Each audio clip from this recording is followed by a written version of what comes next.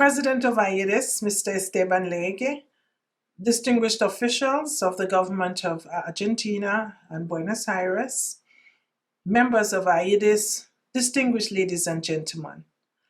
Let me thank the President of AIDIS for his kind invitation to address this important Congress.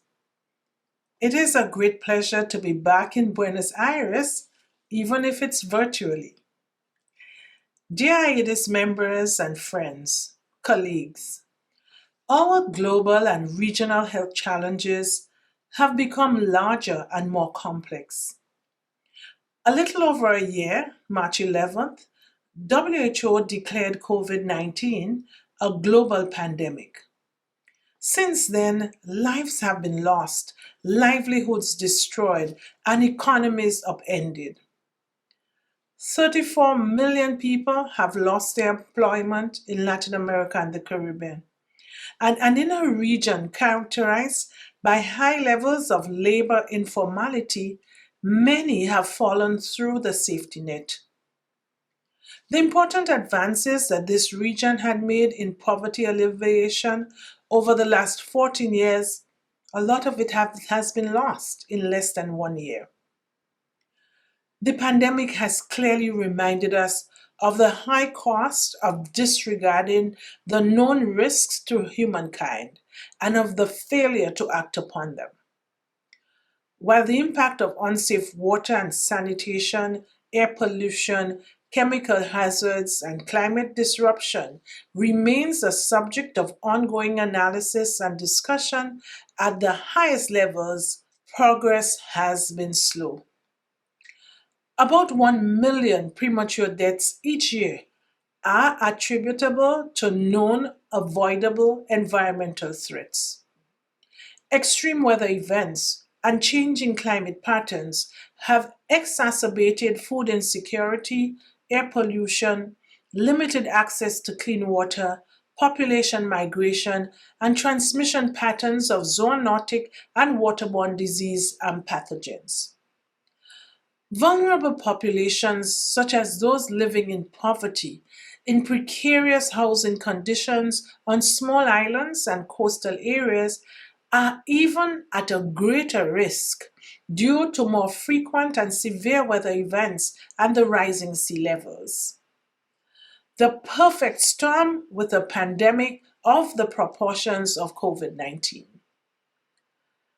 The Sustainable Development Goals are off track, but there is widespread consensus on turning this catastrophic pandemic into an opportunity to building healthier, safer, and more resilient societies.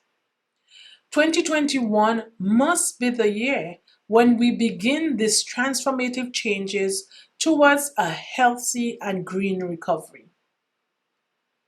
We at PAHO have been, since our creation in 1902, at the very forefront in the fight to ensure the availability and management of safe water and sanitation services, the reduction in the number of deaths and illness that are associated with environmental contamination, and more recently, action to combat the impact of climate change. However, at this very moment we are living in, it is even more an imperative to redouble our efforts to build healthy environments, which are vital to achieve the Sustainable Development Goals 3, good health and well-being.